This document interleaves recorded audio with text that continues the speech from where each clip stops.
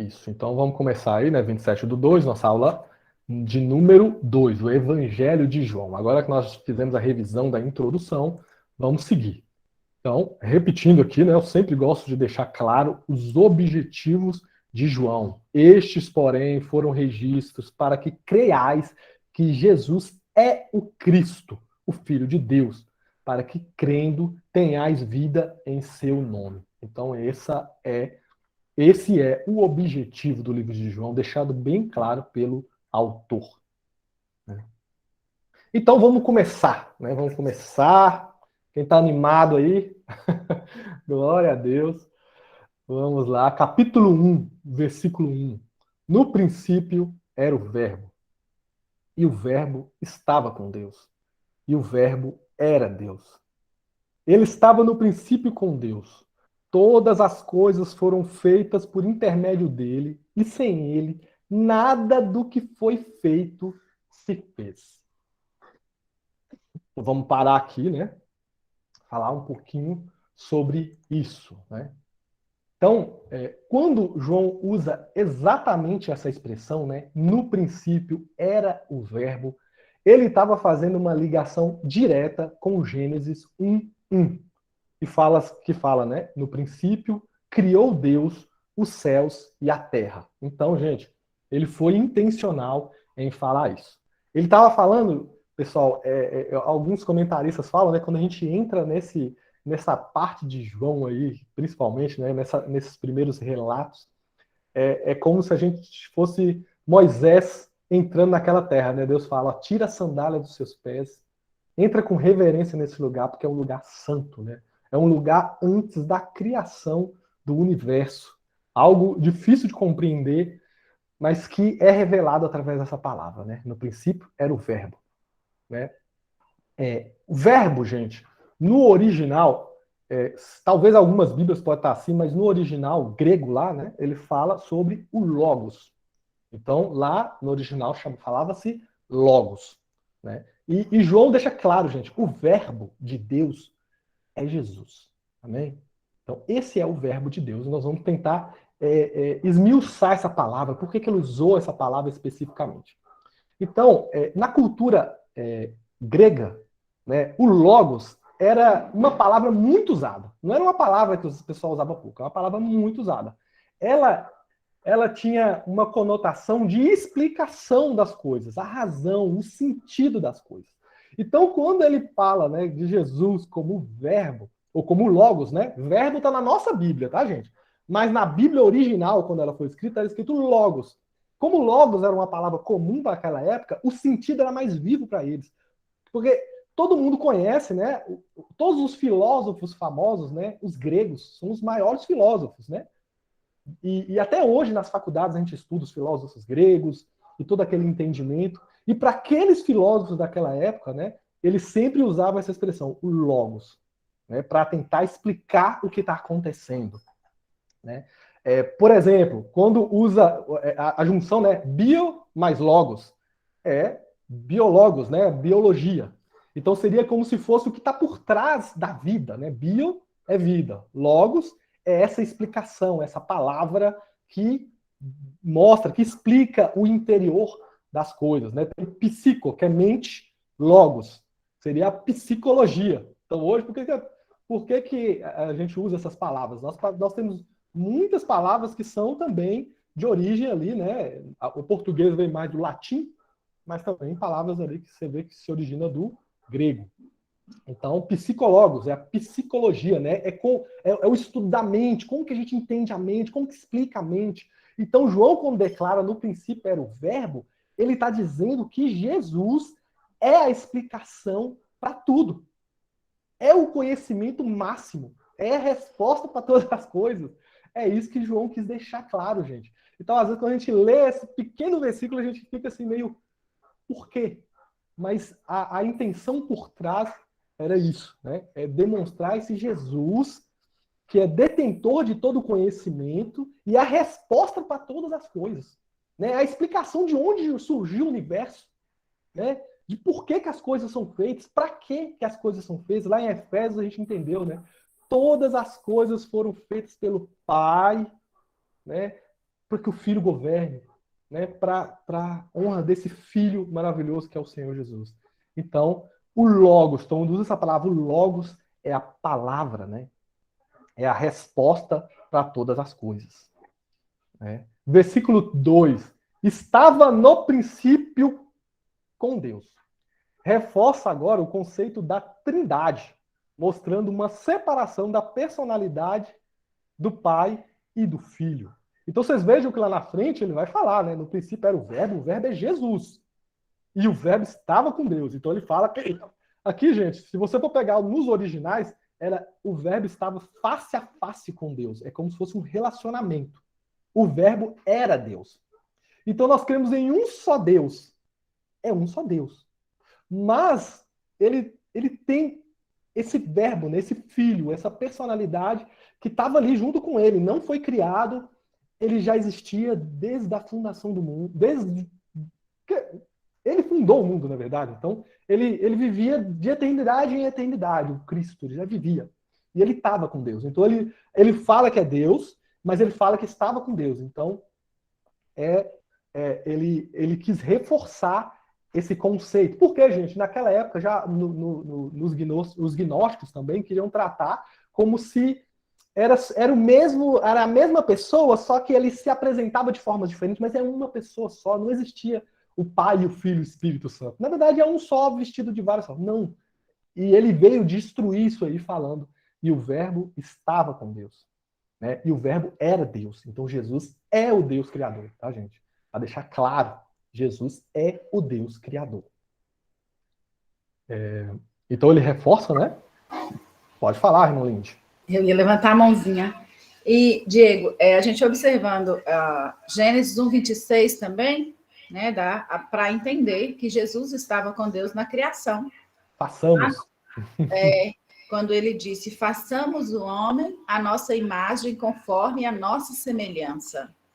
Então, os primeiros versículos de Gênesis 1 até o 25, a gente vê Deus fazendo, e fez Deus, e eis que tudo era bom, né? Somente a pessoa de Deus sendo enfatizada. Mas lá no 1:26 ele diz, façamos. Então, entende-se que estava lá.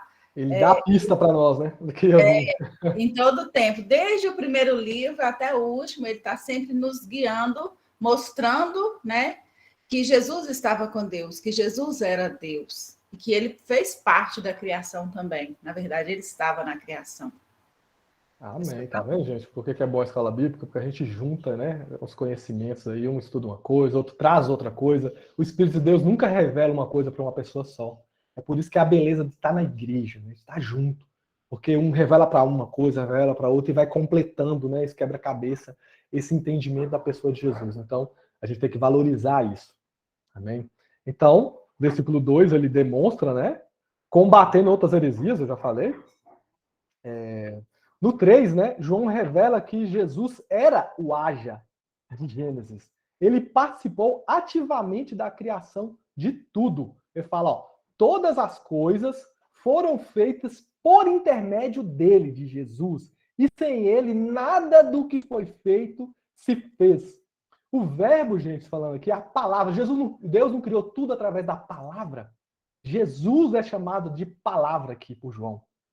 Essa palavra fez tudo. Então, Jesus foi quem criou, na verdade. Deus falou, haja luz.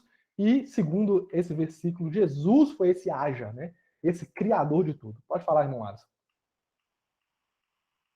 Isso é único na Bíblia. O outro versículo que se assemelha a esse, quando o próprio livro de Gênesis, quando diz, né, quando Deus fala, façamos o homem a nossa imagem e semelhança, que se refere também a Jesus e o Espírito Santo. E isso é muito importante, que esse versículo aí faz cair por terra muitas falsas religiões, né? Uma delas é a Testemunha de Jeová, que não dá o status de Jesus como Deus, mas esse próprio versículo está lá na Bíblia dos Testemunhos de Jeová. E quando você esfrega isso na cara deles, desculpe a expressão, eles não têm justificativa nenhuma, porque, na verdade, está escrito aí na palavra, né? Então, é a Bíblia na sua totalidade, que o nosso conhecimento acerca dela nos faz livrar de heresias e religiões que são, na verdade, falsas, né? E isso é muito grave. Quando você não dá o status de Deus para Jesus, você simplesmente se abstém de um ponto muito importante da palavra. Não é qualquer ponto, não é qualquer coisa. É simplesmente o alicerce, né, do milagre da salvação, do sangue de um Deus que foi derramado na cruz. Então, isso é muito grave, muito grave. Amém. E é isso, né, gente? O que Alice falou um negócio aí, né? Isso faz parte da base do cristianismo. Então, a gente até pergunta, quando que a gente sabe que é irmão ou não é irmão? Né? A gente tem tantas linhas, né, na igreja, mas se as pessoas quebrarem o que é básico, aí já não dá mais para dizer que é irmão. Amém? Porque não quebrou na base, né? Então, é por isso que, por exemplo, os tradicionais, os pentecostais, os reformados, todos somos irmãos. Porque na base nós temos o mesmo entendimento de Jesus. A gente segue a mesma coisa. Entretanto, a gente tem algumas coisas que são periféricas, a gente pensa diferente. Né? Então, sim, a gente tem que tomar cuidado com essas situações que são primordiais para a nossa fé. A gente tem que ter isso muito cravado dentro de nós. Né? Vamos seguindo, né?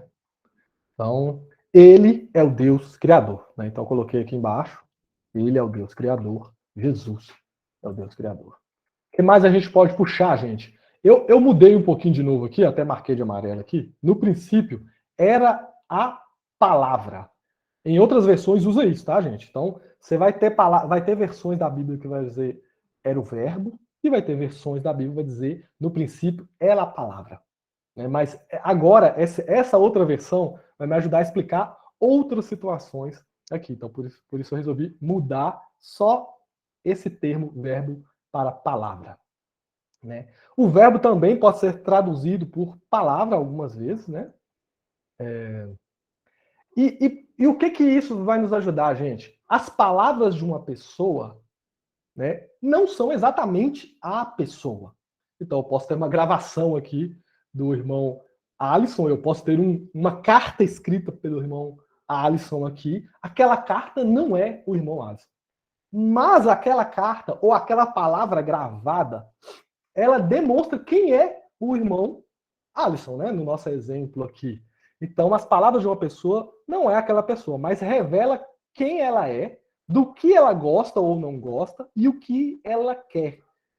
São pelas palavras que são executadas a nossa vontade como um todo. Né? Então,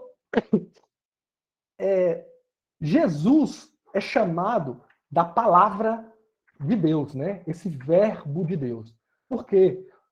Jesus ali, existia a pessoa de Deus e a pessoa do Pai, né? E a pessoa do Filho. Mas o Filho, por que muitas vezes fala, né? Quem me vê, vê o Pai. Por quê? Porque Jesus é a expressão exata da vontade de Deus, das palavras de Deus. Porque se eu ver uma pessoa parada, calada, eu não consigo discernir bem quem ela é. Mas quando essa pessoa fala, eu começo a entender o que ela gosta, do que ela não gosta, o que ela acredita, o que ela duvida. E a gente começa a conhecer aquela pessoa de verdade. Então Jesus é a única forma de nós conhecermos a Deus. Ele é a expressão de quem Deus é. Toda vez que a gente vê Jesus, a forma como ele trata as pessoas, as coisas que o deixam irritado, as coisas que o deixam feliz, os sentimentos, né? Nós falamos que Jesus chorou, às vezes, pela situação de alguma pessoa. Aquilo ali é a expressão integral do sentimento de Deus, de quem Deus é. Então, Jesus é essa palavra de Deus. Por quê? Porque ele expressa exatamente quem é Deus. Então, Jesus é a encarnação da palavra de Deus, feito da mesma substância divina, mesmo sendo uma persona diferente, né? Um personagem diferente, o Filho. Assim como nossas palavras exprimem quem somos, Jesus é a expressão perfeita de quem Deus é. Eu queria que a irmã Ellen abrisse aí pra gente Hebreus 1, de 1 a 4, e lesse aí pra gente entender melhor isso que eu quis tentar explicar, gente. São coisas difíceis de explicar. Foi nas aulas em que eu fiquei mais... que eu achei que eu ia dar essa aula na semana passada. Eu estava perdendo sono. pensando, como é que eu vou explicar essas coisas? Mas a palavra vai se explicar. E pode falar, irmã Ellen. Tá me ouvindo? Estamos sim. Hebreus 1, de 1 a 4. Há muito tempo Deus falou muitas vezes e de várias maneiras aos nossos antepassados por meio dos profetas.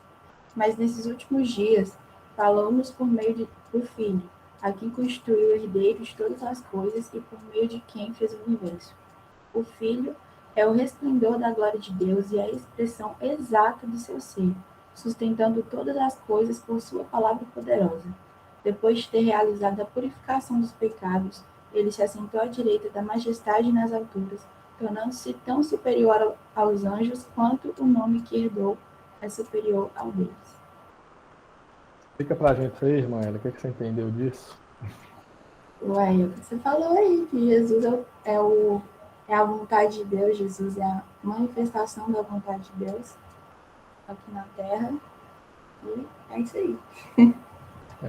Exatamente. Mas eu gostei desse versículo 3. Ele, que é o resplendor da glória, é a expressão exata do seu ser. Então, Jesus, que é a palavra de Deus, né, é a expressão exata de quem Deus é. Nós, homens, não podemos ver a Deus, mas Jesus veio à Terra, essa palavra, essa expressão completa de quem Deus é, e andou sobre essa terra, foi tocado pelos homens, estendeu a mão, ele se relacionou com as pessoas daquela época. Amém? E se relaciona com a gente até hoje. Então ele pisou essa terra, o Deus Todo-Poderoso. Amém?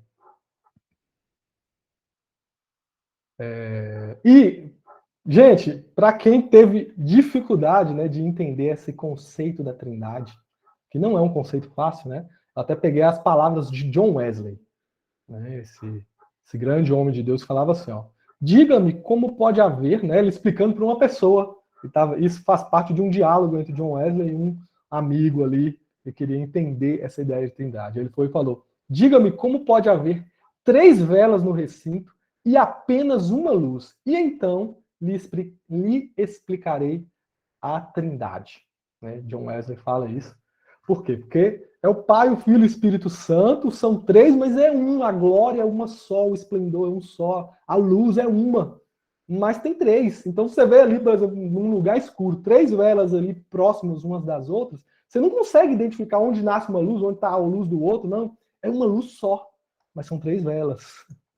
É um tipo de explicação. Entender com precisão a Trindade é algo impossível à humanidade, a não ser por intervenção divina. É necessário fé. Tem muita coisa na Bíblia, gente, que é muito complexo da gente explicar e de entender.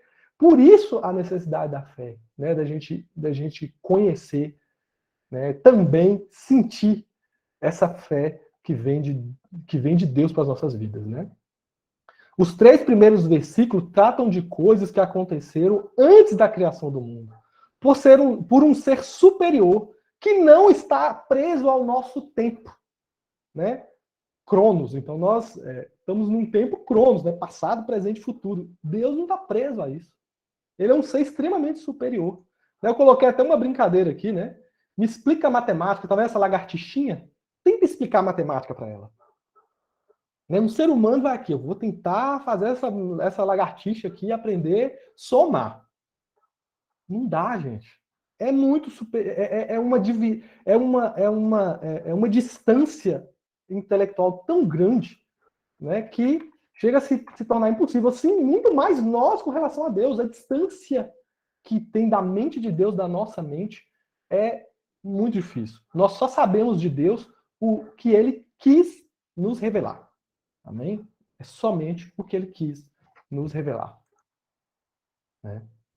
Outra coisa, gente, que eu achei interessante, por exemplo, eu coloquei essa máquina aí de relógio, né? E eu queria perguntar para vocês aqui, vamos lá, eu vou chamar alguém. Quais... eu escrevi tudo errado aqui, né, gente? Quais as coisas, eu repeti 2 vezes, as coisas óbvias que podemos deduzir através desse mecanismo? Quando você olha para um mecanismo desse aqui, o que vocês podem deduzir de forma óbvia?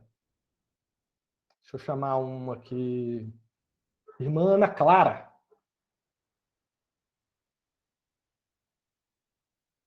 Irmã Ana Clara. Bom dia. Bom dia. Diego, repete a pergunta, porque eu não entendi, não. Tava brincando com o cachorro aí, né? Pois é. Quando você olha para um mecanismo desse aí, essas engrenagenzinhas, que nem um reloginho, o que você Sim. consegue deduzir, assim, bem óbvio, uma coisa bem óbvia? Eu deduzo, olhando esse videozinho que você colocou aí, que quando uma engrenagem se move, todas as outras se movem juntas, como se fosse um corpo, como se fosse uma unidade. Todos estão interligados e o movimento de um acaba gerando movimento nos outros também. Mas tem, assim, uma coisa, eu queria mais óbvio ainda, por exemplo. Tem como isso aí, por acidente, ter aparecido desse jeitinho aí?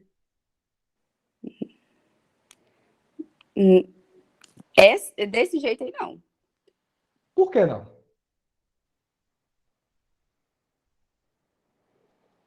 Por acidente, por exemplo, o cara tropeçou e ele caiu, sei lá, alguma coisa e começou a surgir uma coisa dessa aí. Tem como surgir uma coisa dessa? Por acaso, sem querer? Uma Nada máquina sem querer, toda né? encaixadinha assim? Nada sem querer. Tudo eu vejo um propósito do Senhor. Exato. E é isso, gente. A coisa mais óbvia que a gente consegue ver nessa ilustração, né, que a irmã Ana nos ajudou, ela falou muito bem, as engrenagens rodando, uma coisa dependendo da outra. É tudo tão milimétrico nisso aqui, que não tem como esse ter nascido por acaso. Assim também é o universo, é a natureza, são as nossas vidas. Eu peguei aqui um pequeno relato que eu peguei e extraí aqui de um diálogo de uma série, né, que chama Young Sheldon.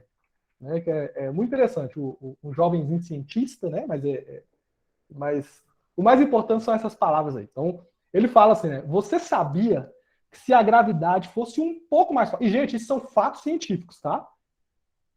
Os físicos vão conseguir explicar isso melhor, mas você sabia que se a gravidade fosse um pouco mais forte, o universo entraria em colapso? Um pouquinho mais forte que a gravidade fosse, tudo entraria em colapso.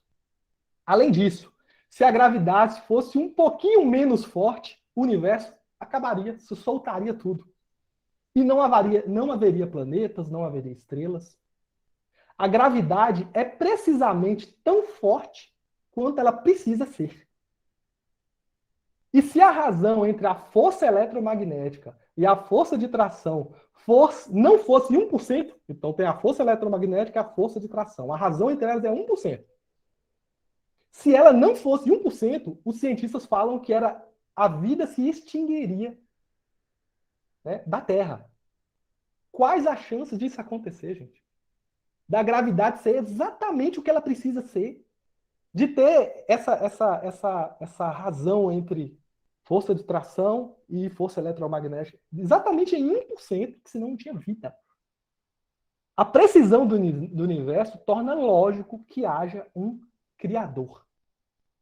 Isso é uma resposta para a gente entender, porque nós estamos falando sobre isso. Nós estamos falando sobre a criação de Deus. Ela é tão precisa, e a gente consegue ver isso na ciência, em poucas coisas, gente. Isso aqui são só poucos relatos, que mostram assim, que é tudo tão encaixadinho, que não tem como não ser alguém que fez. Tem que ter um Criador. É algo maravilhoso. Então a gente pode ver, né, eu queria que vocês guardassem isso na memória de vocês, né? Tudo se encaixa, né? O universo está desse jeitinho aqui, ó. Não tem como, né? Tem gente para crer nessa questão do acaso, né? Teoria que o Big Bang criou tudo e que tudo foi por acaso, tudo foi acontecendo. O cara precisa ter mais fé que um crente para acreditar que isso é verdade, gente. Esse dia eu estava vendo, eu acho que era o pastor Lucinho falando, achei muito interessante. É como se você tivesse um caminhão com bolo dentro, né? Farinha de trigo, e tivesse umas velhinhas lá dentro, tivesse manteiga, né, no pote, e tivesse um monte de coisa separada, todos os ingredientes para fazer um bolo, colocado dentro de um caminhão. Esse caminhão caiu numa ribanceira e saiu capotando. Capotou 50 vezes. Quando você abriu a porta do caminhão lá, tinha um bolinho todo bonitinho, com a velinha acesa, todo confeitado, né? O irmão Paulo conhece os bolos de Graciele, tudo confeitado, bonito, delicioso. É isso, gente, que eles estão dizendo para nós. Né? Que por acaso as coisas foram acontecendo e ficou tudo perfeito no final. Não é possível. Amém? Então, nosso Deus criou tudo com precisão. Capítulo 1, versículo 4. Quanto tempo nós temos ainda? 9h20, dá para falar tranquilo. Né? A vida estava nele, e a vida era a luz dos homens. A luz resplandece nas trevas, e as trevas não prevalecem contra ela. Né? O tema agora, então, nesses 2 versículos, ele foca na ideia da luz. Tá? Então, comunicando ainda mais, né, com as pessoas da época, a luz é a expressão, uma alusão à palavra verdade. Então, quando ele fala de luz aí, gente, ele está falando de verdade. Né? Então, naquela época era muito claro isso, e para a gente tem que ser também claro. Né? Por quê? Porque onde a luz, as coisas são reveladas, a gente consegue ver as coisas, a gente consegue entender, pegar os detalhes de cada coisa. Então, ele está chamando, né? A vida estava nele e a vida era a luz dos homens. É. Uma verdade que não pode ser relativizada. Então, mais uma vez, a gente vai entrar nesse tema agora de verdade. E aí, eu trouxe essa chargezinha aqui do liberalismo teológico, né? Um pessoal que, aqui, né, picotando a Bíblia para poder encaixar nesse buraco. Né? Por que eu quis falar sobre o liberalismo teológico, gente? Tá, João, eu queria mudar aqui, não. Daqui a pouco a gente vai entrar mais nesse assunto do liberalismo teológico. Alguns irmãos vão me ajudar aí.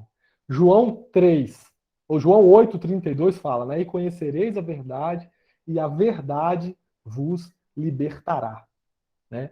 Mas conhecer a verdade verdadeira, gente. Por quê? Porque tanto o liberalismo teológico que hoje a gente está impregnando esses conceitos na igreja, igual era antes no gnosticismo, ele traz para as pessoas essa sensação de que ela pode ter a verdade dela, que a verdade não é tão absoluta assim. Né? E Jesus, ele é uma verdade absoluta. Ele está escrito ali, está escrito aqui na palavra de Deus a vontade de Jesus para as nossas vidas. Está escrito na palavra de Deus o que ele é de verdade, o que ele acredita de verdade, o que é melhor para as nossas vidas, está tudo ali escrito. Só que a gente não pode a gente tem que buscar a interpretação correta dessas verdades. E não a interpretação que me agrade. Então a gente vê hoje o quê? Muita gente, né, pensa a palavra de Deus como uma bebida forte. Sabe? Aquela bebida que queima às vezes, que às vezes pode ser amarga. E aí, o que o liberalismo, né, e as pessoas têm feito hoje? Aí põe um pouquinho de água, aí ela fica mais aguadinha, aí dá para descer mais um pouquinho. Mas vai coloca mais um pouquinho, e coloca mais um pouquinho, e cada vez mais eles vão aguando a palavra de Deus, eles vão de certa forma, excluindo alguns versículos, né? Vamos omitir isso aqui, não vamos falar isso aqui, na verdade não quis dizer bem isso, e começa a querer moldar a palavra de Deus aos seus pecados, né? Então, muitos estão deturpando a palavra para caber na sua vida de pecados, né? Eu coloquei aqui um crente cheio de gambiarra, né? A palavra de Deus fala uma coisa: eu tenho que amar, eu tenho que perdoar, mas não é bem assim. A palavra de Deus fala sobre casamento, como o marido deve tratar a esposa. Né? E é duro o que a palavra fala, né? Tem que amar a esposa como Cristo amou a igreja. Isso é pesado demais, isso é duro. Isso é uma tarefa árdua para nós homens. Né? Mas fala para as mulheres serem submissas aos nossos maridos. E aí as pessoas interpretam de maneiras errôneas. E a gente vê cada dia mais, né? Alisson falou algumas vezes aí o que a Lady Di, né? E a última princesa aí, esqueci o nome daquela outra lá, que na parte da submissão ao marido, não. Submissão, não. Não aceita essa palavra. Que estão rejeitando, estão decidindo, né? Um buffet, é um buffet da palavra de Deus. Eu vou escolher o que eu quero. Eu não gosto dessa palavra, eu não pego. Eu gosto daquela. e começa a escolher o que é. A verdade é Cristo, mas uma verdade completa, ampla. Né? Nesse versículo, né, a luz resplandece nas trevas e as trevas não prevalecem contra ela. Então, o que esse versículo 5 está falando, né, gente? Da supremacia das verdades de Cristo. Né? As trevas só reinam onde não há luz. Quando a gente está num ambiente fechado, que alguém liga uma luz, as trevas lutam contra a luz? Não, simplesmente as trevas desaparecem. Então, gente, não há competição entre a luz de Jesus e as trevas. Na verdade, o que existe nos lugares é a ausência da luz. Né? Por que nas universidades a gente está passando tantas questões, né? É um ataque tão ferrenho contra o cristianismo? Porque não tem luz, os crentes se afastaram, né? Teve épocas, eu já ouvi isso, de púlpitos das igrejas, que crente não deveria fazer faculdade, que a faculdade abala a fé dos crentes. Então a gente não entra. Eu já vi líderes, né, falando isso. Então o que aconteceu? As faculdades foram saindo, as coisas foram saindo, as pessoas foram saindo, a luz foi saindo e as trevas tomou conta. Por que a política do Brasil hoje e no mundo, né, é pura treva, é pura corrupção? Porque a luz não consegue, saiu, a luz se abdicou. A política é coisa do diabo. Então eu não entro, eu não toco. É aquele dualismo lá atrás, né, que o gnosticismo pregou, que acabou que as pessoas entenderam isso e realmente, não, isso aqui é santo, isso aqui é profano, isso aqui eu não posso participar. Gente, quanto bem a gente pode fazer para as pessoas se a gente exercer um cargo daqueles, né, de um presidente, de um prefeito, de vereadores, quanto bem, quanta luz de Cristo a gente pode iluminar uma cidade através dessas oportunidades. E as pessoas se ausentaram e agora o caminho de volta é árduo, porque as pessoas não querem, né? As pessoas vão lutar contra. Mas se a luz entrar nas nossas vidas, e aqui eu quis ressaltar, né? Nós devemos encher de verdade, né? Então, essa luz é a verdade de Jesus. Então, nós devemos encher de verdade, ou seja, de luz de Jesus, todas as áreas da nossa vida. Tem também, né, gente? Aquelas áreas onde a gente escolhe que Jesus possa tocar. Não, Jesus, você pode entrar aqui no meu emprego, você pode fazer, me prospera, tal. Mas no meu casamento não entra não, que eu sei o que eu estou fazendo. Me ajuda a criar meus filhos, Jesus, não sei o quê. Mas no meu trabalho, deixa de fora, porque eu faço umas gambiarrinhas, eu tenho que sonegar, eu tenho que fazer isso, eu tenho que fazer aquilo, então eu não posso. Jesus não pode entrar naquele lugar. Então, gente, a questão é essa. Jesus, né, o apóstolo aí, através das palavras, nos convida a deixar entrar de luz todas as áreas da nossa vida. Todas as áreas da nossa vida. Para que a gente viva essa verdade. Então, através da verdade que é Jesus, todas as áreas da nossa vida podem ser iluminadas e podem ser abençoadas. Amém, gente? Ninguém falando nada hoje por estar quieto. E eu queria falar um pouquinho sobre liberalismo teológico, gente. Por quê? Porque o liberalismo teológico eu considero hoje como o gnosticismo da nossa época. E eu queria que irmã Nádia fale para a gente o que você sabe sobre o liberalismo teológico. Ela está quietinha hoje, falou, Nádia está aí?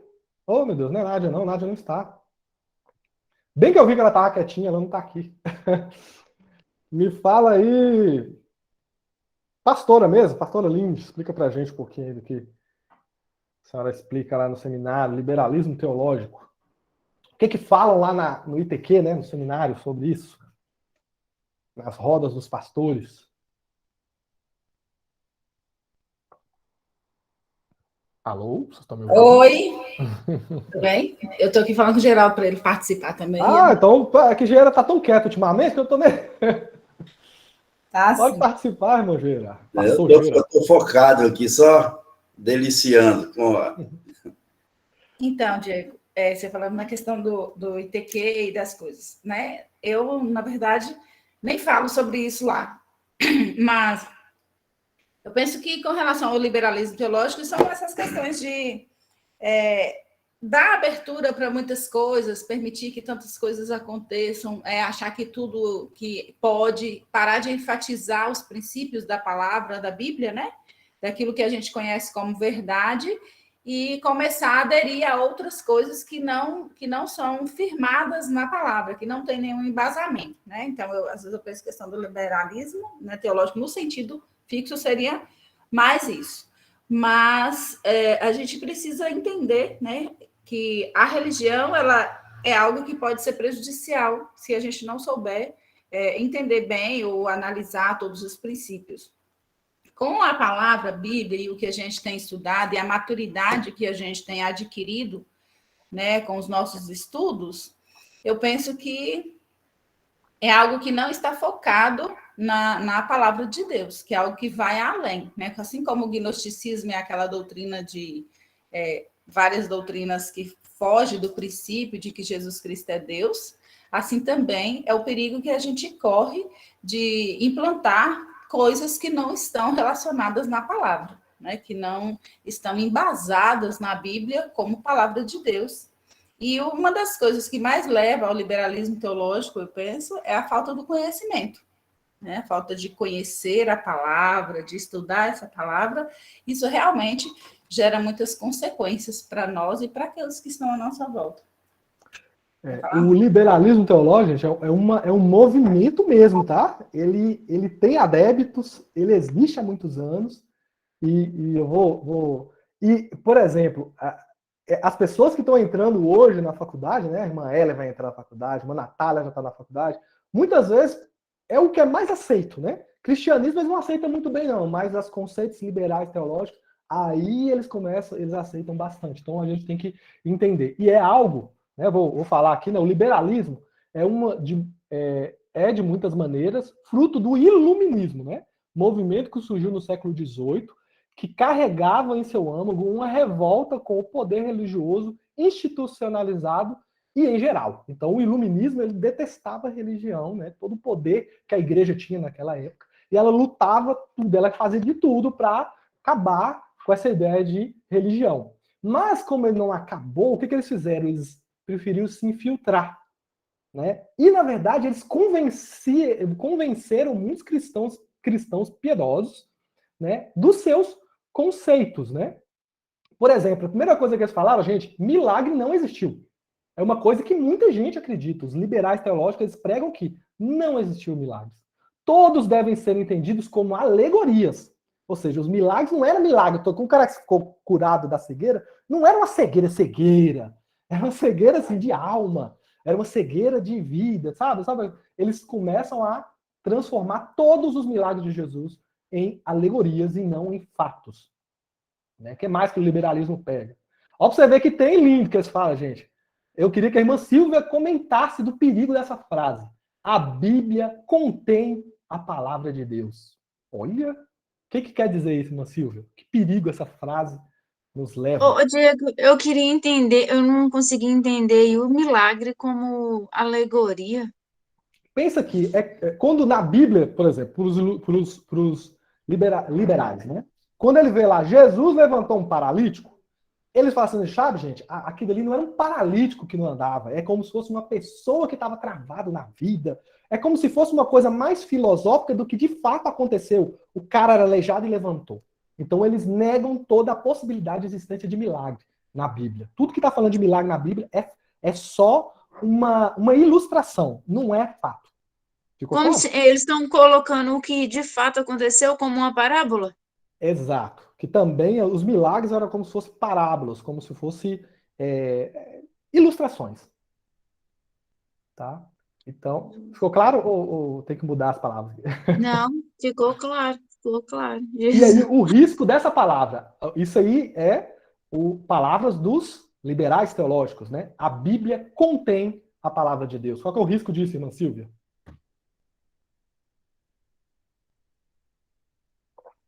De acrescentar mais palavras no que está na Bíblia, não?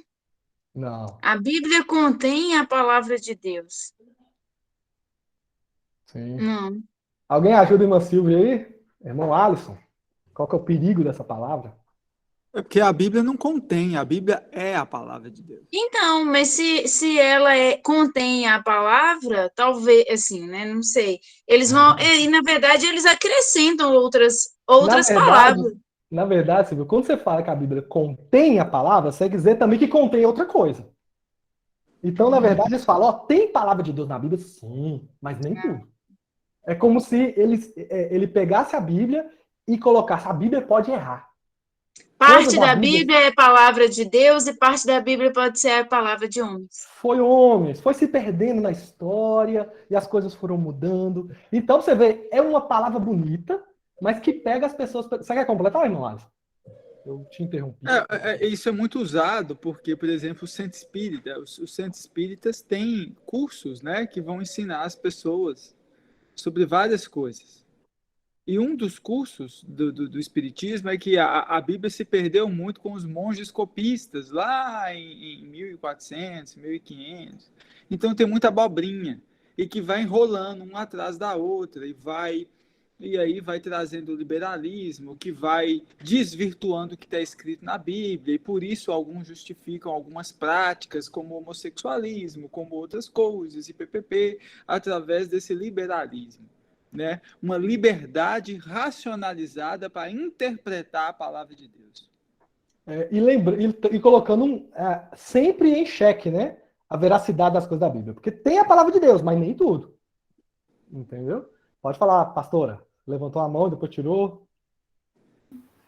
É porque a Alisson falou um pouco daquilo que eu tinha pensado. Né? E com relação à Bíblia, a palavra de Deus, nós cristãos, conhecedores dessa verdade, precisamos estar atentos de que ela não se perdeu com o passar do tempo. Ela é uma revelação de Deus, é uma inspiração de Deus aos homens, na verdade, é uma insuflação de Deus para nós, é o Espírito Santo de Deus que foi lançado para que nós pudéssemos ter essa verdade hoje como palavra de Deus. E ainda que o liberalismo e vários outros vêm tentando tirar essa verdade, quando eles tratam os milagres de Jesus como algo que não existiu, como metáfora, né? Eles estão negando uma verdade que a gente sabe que é a verdade. Quando o Alisson disse também que a Bíblia é a palavra de Deus, de fato, ela é a palavra de Deus revelada para aqueles homens santos, para que nós tivéssemos. Então, precisamos conhecer essa verdade e jamais duvidar dela, porque ela não se perdeu com o passar do tempo, ela não fica velha, ela não mente, ela é harmônica, ela fala de ciência, de filosofia, de tantas outras coisas, e ainda assim ela continua sendo a palavra da verdade, que é a palavra de Deus. Ela é atemporal, ela não está presa no tempo lá do passado, dos nossos antepassados, ela continua sendo. Os milagres que aconteceram lá, eles continuam sendo, e o liberalismo tenta desfocar isso, tenta mudar aquilo que está escrito, tenta mudar esse conhecimento da verdade, da palavra de Deus, para que nós sejamos enganados, e por isso que nós precisamos, dia após dia, estar focado nessa verdade que é a palavra de Deus. Verdade. Então, gente, o risco aí, tá vendo? Eles entram com um sapatinho de algodão, né, gente? E a Bíblia contém a palavra de Deus. Então parece uma frase bonita, mas que está carregada de uma malícia por trás aqui, de questionar a outra parte da Bíblia, né? Silvia, pode falar? Ô, Diego, aí quando você fala que o liberalismo é um movimento, eu queria que você falasse um pouquinho mais, tipo assim, alguma corrente de igreja adota esse liberalismo? Porque, assim, eu sempre pensei, né, o movimento, esse liberalismo teológico, como pastores individuais, né, distorcendo a realidade para encaixar a realidade daquelas pessoas. Eu pensava muito isso em relação, por exemplo, a famosos, pessoas que, não julgando, mas pessoas que vivem uma vida lá fora, voltada totalmente, né, para o mundo, e em alguns momentos estão na igreja. E aí são recebidos na igreja, são tratados. E assim, como se aquela vida pecaminosa lá fora fosse separada daquilo ali, daquele momento que ele está dentro da igreja. Então, eu sempre pensei como algo pontual. Alguns pastores, algumas pessoas distorcendo. E aí você trouxe como um movimento mesmo, como algo institucionalizado. Que de Aí eu fato queria é. entender. De fato é. Na verdade, gente, teria que ter existe um movimento do liberalismo teológico que, se você, além desses itens, né, eu estava falando aqui, ó, eles negam o nascimento virginal de Jesus, a divindade de Cristo, também negam até hoje, né, esse movimento, a expiação, a ressurreição, ele nega tudo isso aqui. Mas, Silvia, é sim um movimento. Tem pessoas, tem livros, tem gente que defende isso e trabalhou muito com isso durante já muitos anos, né? Eu estava vendo todos os pastores, Hernando Dias Lopes. Se você pesquisar sobre liberalismo teológico, você vai ver os pais do liberalismo. Eu não cheguei a pesquisar a fundo, mas eles declaram que a Europa, todo aquele esfriamento da Europa é fruto desse liberalismo, que começou com essas ideias dentro das igrejas. Ah, nós vamos explicar a igreja, os milagres de Jesus de outra forma, não era bem assim. E isso foi tomando a cúpula, os pastores foi contaminando, e isso começou a ser ensinado nas igrejas. Começando na Europa, que deu aquele esfriamento total, e hoje, né, que eles falam que onde o liberalismo teológico toma força, esse movimento toma força, porque eles querem entrar dentro do cristianismo. Eles não querem, por exemplo, ter a religião do liberalismo. Eles se dizem cristãos e eles querem incutir essa doutrina nas igrejas. Né? Então, ele vai para as pessoas começa a crescer o número de agnósticos, né? E logo em seguida aumenta o número de ateísmo. Então, o caminho do liberalismo, o fim é o ateísmo. É por isso que tem crescido tanto essa ideia do ateísmo. Mas tudo nasceu, né, nesse contexto do liberalismo teológico. Então, se você ver, você vai ver muita gente falando sobre isso e vai, talvez, outros materiais vão te falar a fundo quem são, por exemplo, os fundadores, quais as ideias. Né? Esses dias eu tive uma decepção. Eu ouvi, é claro que talvez eu tenha que pesquisar de novo, mas eu ouvi que o Martin Luther King ele se declarava um cristão liberal. Né?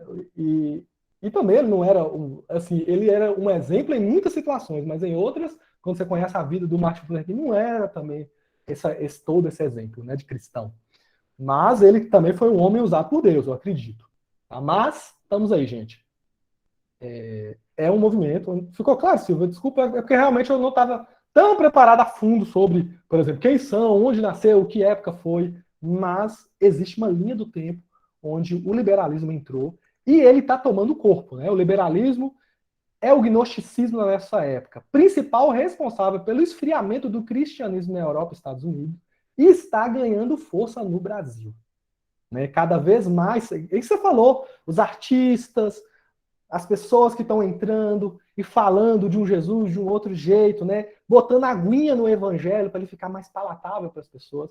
Isso é fruto dessas ideias liberais que elas vão entrando, elas não declaram de todas as formas, mas tem muita gente oficialmente que escreve e que defende esse liberalismo.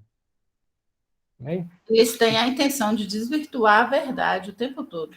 Isso, mas é uma coisa institucionalizada, não é igual o Silvio falou que é uma coisa... é um sentimento, é uma ideia que está entrando meio que...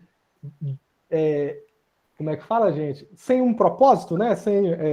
Sem intenção? Não. É uma coisa articulada. É uma intencionada intenção. Mesmo. É uma coisa assim, com muita vontade, assim, organizada. Né? É uma coisa institucionalizada e organizada. Também ficou claro, irmã Silvia? Ficou claro, sim, Diego, ficou. Mas então, depois assim, eu vou fazer um estudo sobre liberalismo. Eu acho que é uma boa também. Tá. Então, eles vão desconstruindo os fundamentos de forma que daqui a pouco não se tem mais nenhuma base, né? E as pessoas vão se perdendo, né, nesse processo. Exato. Pode falar, irmã Adriana.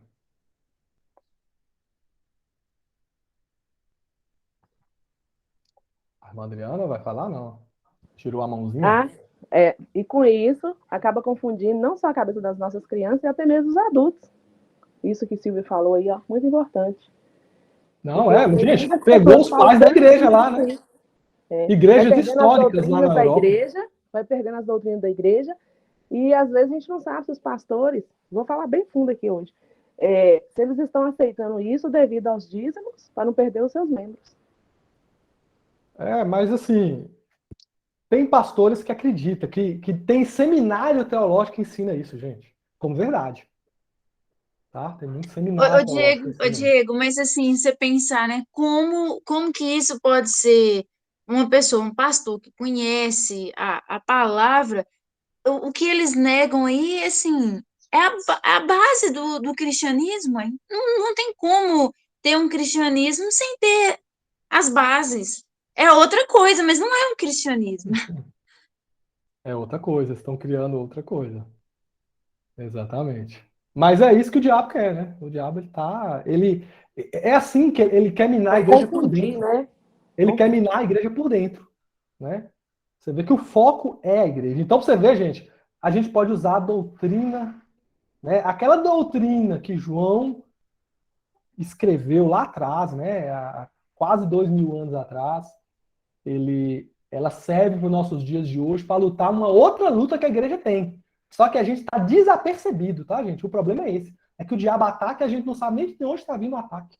É por isso que a gente tem que conhecer, aprender sobre essas determinadas coisas para a gente poder refutar, né, essas heresias.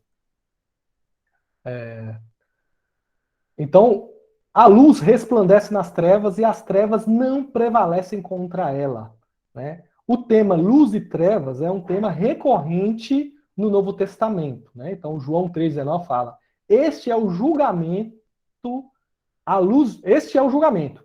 A luz veio ao mundo, mas os homens amaram as trevas e não a luz, porque as suas obras eram más.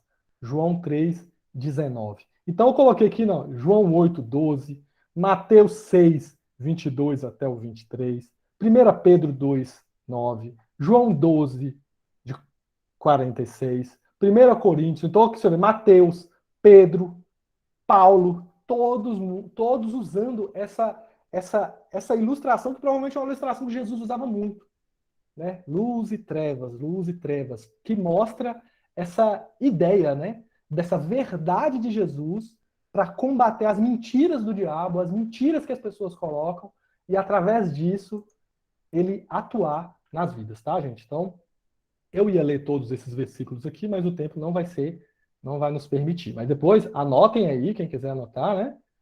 Tudo isso aqui está falando dessa luta, né? Se bem que ele fala, as trevas não prevalecem. Esse ambiente onde as trevas florescem é um ambiente onde não tem a verdade. Mas ele, em João 3,19, ele fala aqui de pessoas que não querem a luz. Pessoas que rejeitam a luz. Né? E por isso, por quê? Porque suas obras eram más. Eles gostam de fazer o pecado, eles amam o pecado. E por isso, quando chega a luz de Jesus, eles rejeitam. Eles não querem. Então, essa é uma outra característica aí. Né? Versículo 6. Houve um homem, então nós acabamos aqui a primeira parte, né, que vem falando aí de Jesus, da criação, da luz e das trevas. E agora a gente vai entrar na história do João Batista. Né? Então, houve um homem enviado por Deus, cujo nome era João. Então, esse João não é o João que escreve o Evangelho, tá, gente? Esse João é o apóstolo e ele está se referindo ao João Batista. Este veio como testemunha para que se testificasse a respeito da luz, a fim de que todos virem a crer por intermédio dele. Ele não era a luz, mas veio para que testificasse da luz. A saber, a verdadeira luz que, vinda ao mundo, ilumina a todo homem. Então, do 6 ao 9 que nós vamos discutir aqui agora. E aqui, gente, algo curioso, né?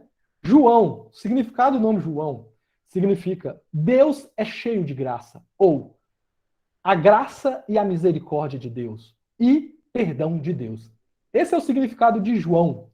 E os 4 evangelhos começam com um João, né? Todos começam falando da história de João, e o Apocalipse é escrito por um João. Será que é coincidência? Eu vi alguém comentando isso, e, claro, gente, isso é só uma curiosidade, mas será que realmente é uma coincidência, né? Alguém com o nome Graça de Deus, né? Deus é cheio de graça. Graça e misericórdia. Deus perdoa.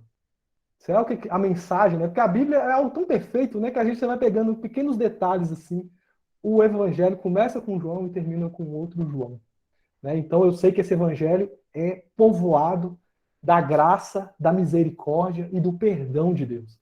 É essa mensagem, gente. Às vezes a gente foca só naquela mensagem, né, da ira de Deus, né? Mas esse evangelho é justamente para isso, para mostrar que Deus é gracioso, ele quer salvar as pessoas.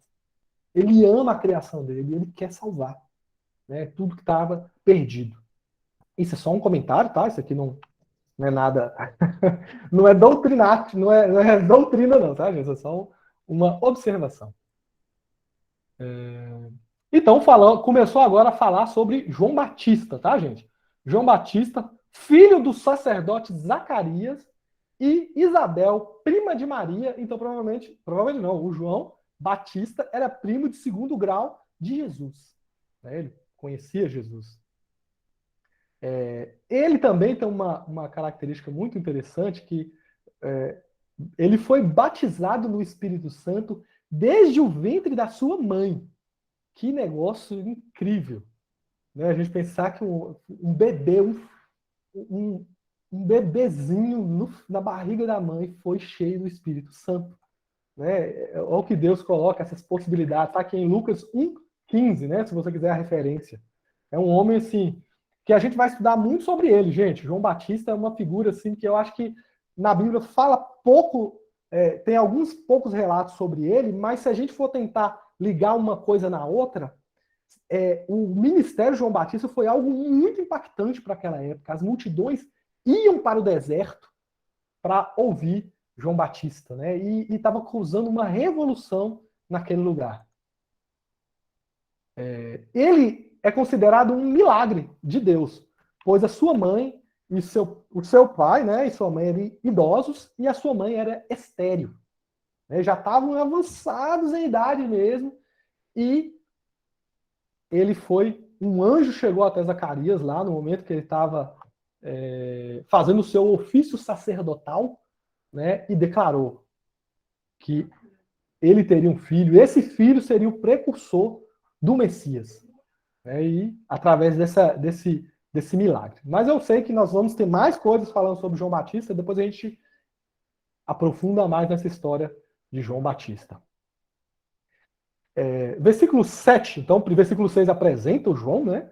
Versículo 7, ele vem falar: este veio como testemunha para que se testificasse a respeito da luz, a fim de que todos vierem a crer por intermédio dele. Então, Jesus é a luz, João Batista é a testemunha. Ela está rindo de Jesus de regata. Ai, ai. A igreja assume, e hoje, né, gente, eu posso dizer, né, que a igreja assume o papel de João, de testemunhar e não advogar. Vocês percebem que nesse momento foi usado um termo jurídico, né? Ele é uma testemunha, né? E na palavra fala que Jesus é o nosso advogado, e muitas vezes eu acho que a gente começa a querer tomar o papel de Jesus, nós queremos advogar a causa de Jesus, nós queremos defender, sendo que nós somos chamados, né, o maior homem. Jesus fala na sua palavra que João Batista foi o maior homem nascido de mulher. Um grande profeta que é chamado de testemunha, né? E eu queria de vocês, né? Queria que algum de vocês aí me falasse o que vocês entendem em como nós hoje, né? Que eu acredito que hoje, assim como na época de João, ele estava precedendo Cristo, né? Ele estava testemunhando, preparando o caminho do Senhor, e Jesus veio, o seu ministério. Hoje, a igreja nós temos que ser os João Batistas, né? Aquelas testemunhas que estão preparando, porque Jesus está voltando de novo. Jesus está vindo. E nós temos esse papel de testemunhar o tempo todo na palavra, em todos os evangelhos, chama a gente de testemunhas. Né? Sejam as minhas testemunhas até os confins da terra, mas eu quero entender Por que foi usada essa palavra testemunha? O que vocês entendem sobre isso? Irmã Marina de Paula, fala para mim, o que são as testemunhas? Por que testemunhas? Alô? Eu quero todo mundo Bom ligado, dia. Paz, irmãos. Paz. Ô, Diego, repete a pergunta, por favor. Tá, não acredito. Como ser uma testemunha nos dias de hoje, né? Que João era a testemunha ali daquela época e hoje nós somos a testemunha para um Cristo que está chegando. E como a gente pode fazer isso? Eu acredito assim, para a gente ser testemunha, a gente tem que viver a palavra. Não importa onde nós estivermos, nós temos que ser sal e luz, né, na terra, como a Bíblia diz. Por exemplo, no trabalho, quando alguém te pede para fazer algo que você sabe que não é correto, você tem que ter posicionamento e dizer, não, eu não posso fazer isso, eu não vou fazer isso, porque eu sou cristão, eu tenho uma verdade e nós vamos encontrar um outro meio para resolver esse problema, mas dessa forma eu não faço. E isso vale para todas as áreas da nossa vida. Como filhos, sermos bons filhos, na nossa casa, ser uma boa esposa, um bom esposo. Eu acho que tudo isso é uma forma de testemunhar Jesus através da nossa vida. Amém, muito obrigado. Muito bem. Irmã Lindy, fala pra gente aí a diferença de testemunhar e advogar. Por que nós somos testemunhas e não advogados? Testemunhas é que nós temos que viver de modo digno do Evangelho, né? Aquilo que eu sempre digo. É observar a palavra de Deus como regra de fé e prática, todos os dias. E como Marina bem disse, ser testemunha dele por onde quer que a gente passar. É influenciar as pessoas para a palavra de Deus, não contra a palavra de Deus. Não são muitas coisas, às vezes a gente fala, vão florear demais. Não tem necessidade. A palavra já diz tudo, porque ela é a palavra. E nós... fala de fatos, né? Uma testemunha fala do que viu, do que percebeu, somente fatos.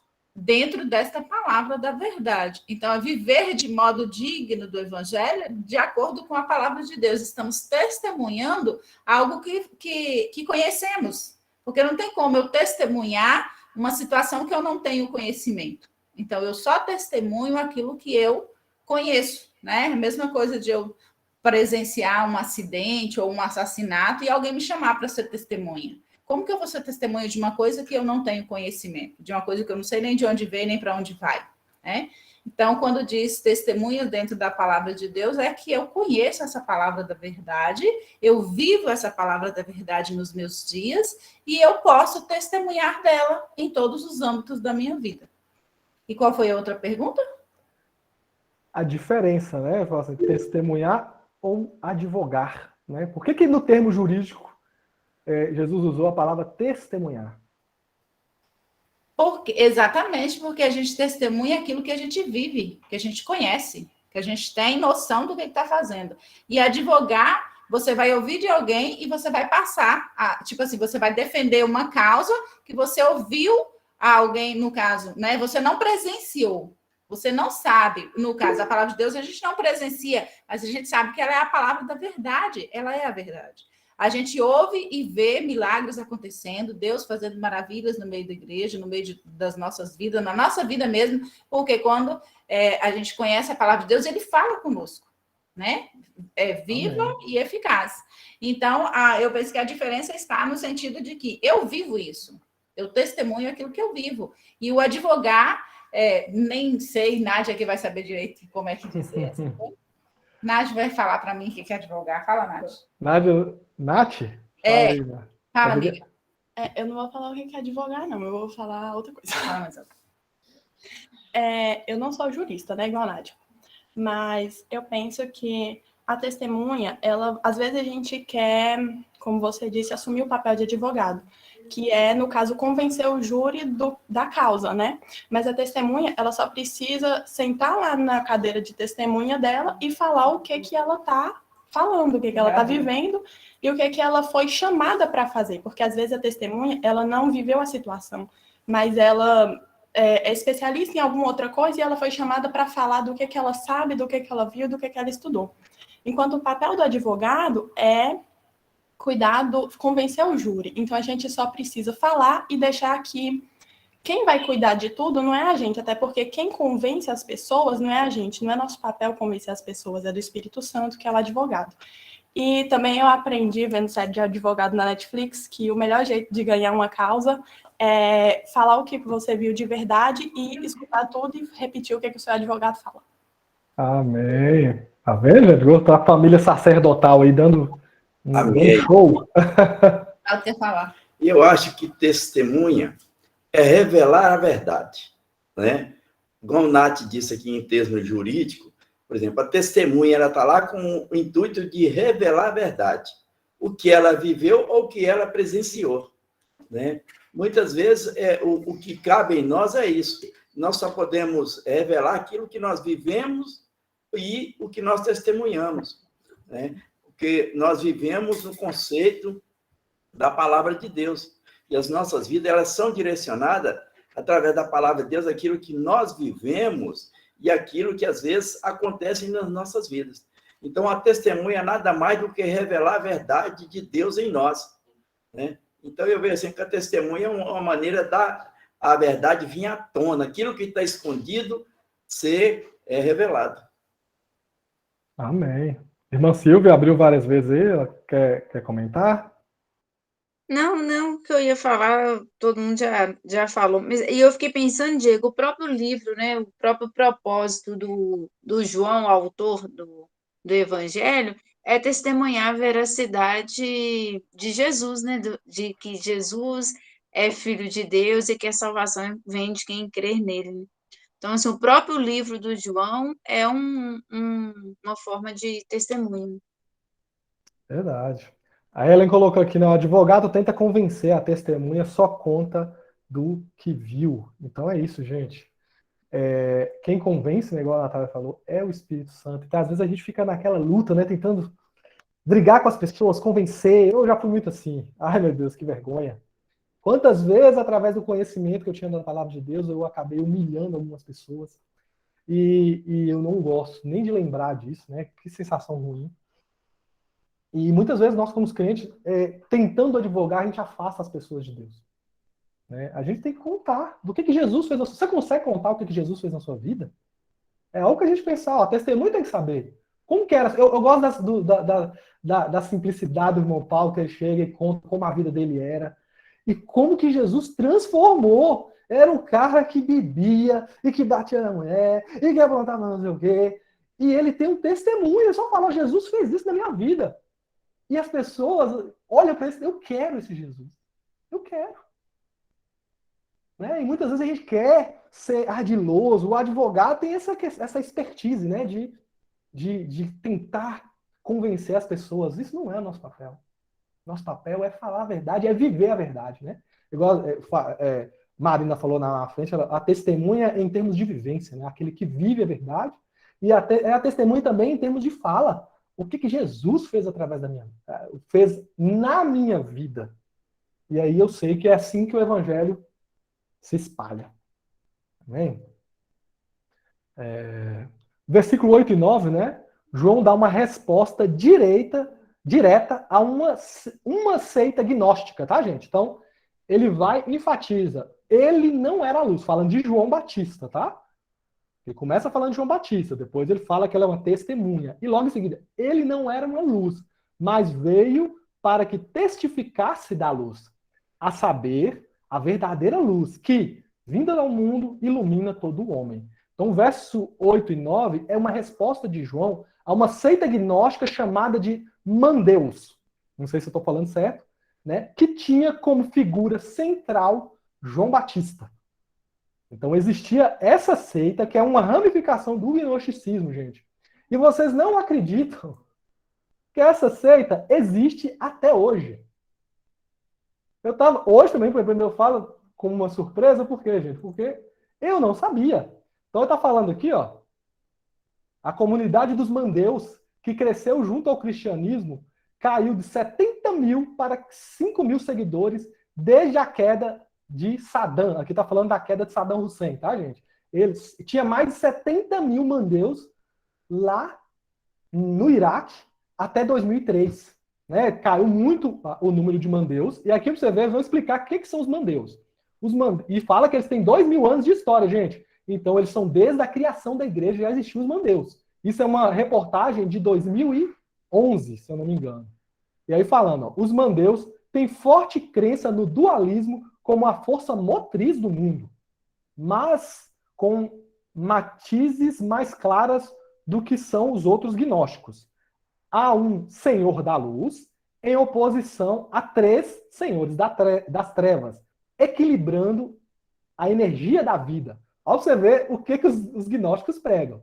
Um senhor da luz, 3 senhores das trevas, que têm poderes ali, que eles são equilibrados, eles lutam entre eles ali.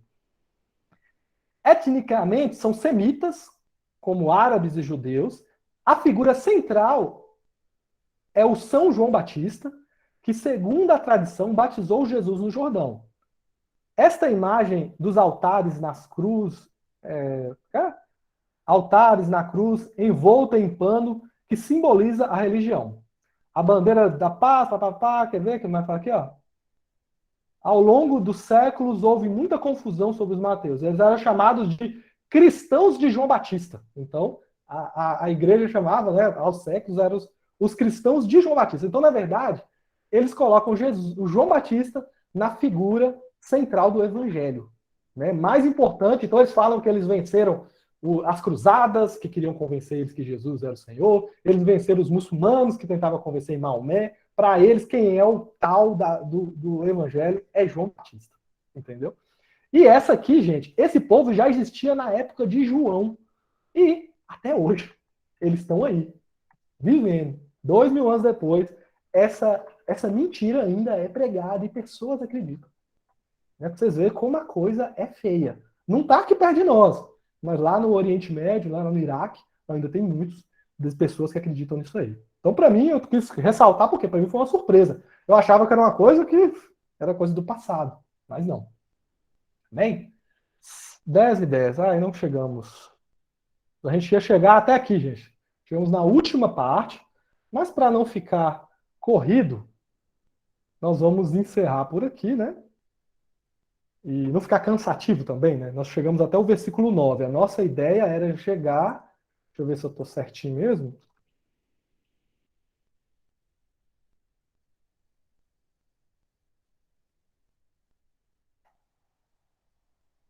Não, a gente ia chegar até o versículo 14. Então, não preocupa não. Então, vamos... finalizar. Gostaram, gente? E aí, como é que foi? Se divertiram? É bom, né? Já tem muita gente pulando carnaval, aprontando coisas, e nós estamos aqui. Eu, particularmente, né, me divertindo aqui. Eu sei que muitos aqui que amam a palavra de Deus estão curtindo, se deleitando na palavra de Deus. Né? É uma coisa, gente, que só o Espírito Santo faz na vida da gente. Não é normal. No dia de carnaval, todo mundo curtindo todas, e tem gente se divertindo e se deleitando na palavra de Deus. Né? Davi fala, né, que não há lugar melhor que a casa de Deus, que a presença de Deus, que ouvir as coisas de Deus. E que essas palavras, né, porque a gente tem aprendido aí, chegamos aí no versículo 9, possa realmente mudar nossas vidas, né, de diversas formas aí, a gente possa ter aprendido alguma coisa. Amém? Os irmãos já vão desculpando as dificuldades, né? A irmã Deisa gostou da aula, que bom. Mas são temas difíceis, tá? Isso é quase um parto passar uma aula dessa aqui, porque você entender o que é cada coisa dessa para explicar é complicado, porque pelo menos essas primeiras frases são muito profundas, né? Você vê 10 palavras, mas uma profundidade universal, né? Uma coisa que é coisa magnífica a palavra de Deus. Amém? Vamos orar então? Vamos orar. Eu vou deixar a irmã Ellen dirigir a oração aqui de entrega dessa mensagem. E aí nós vamos nos despedir. Amém. Senhor Deus, obrigada, Pai, por essa aula. Obrigada, Jesus, por usar o dia para trazer essas palavras para nós. Em nome de Jesus, que essas palavras elas possam achar no nosso coração uma terra boa, uma terra fértil para produzir frutos. Em nome de Jesus, que o Senhor possa continuar iluminando a nossa mente, para que a gente possa estar aprendendo mais a Tua palavra, nos tornarmos mais parecidos com Jesus. E em nome de Jesus, que o Senhor venha realmente trazer a revelação disso tudo para nós, Pai. Que essa palavra realmente possa gerar frutos, gerar em nós transformação e arrependimento. Que não seja apenas um momento onde nós aprendemos um conteúdo por aprender, mas que realmente isso venha edificar a nossa vida. Em nome de Jesus, abençoe o nosso dia, abençoe o nosso culto de hoje à noite. Venha estar conosco. Amém. Amém. Glória a Deus. Pastora, pode dar os recados e despedir-nos. Amém, irmãos. À noite, nós temos culto do clamor. Estaremos orando, né, por nossa nação, por nosso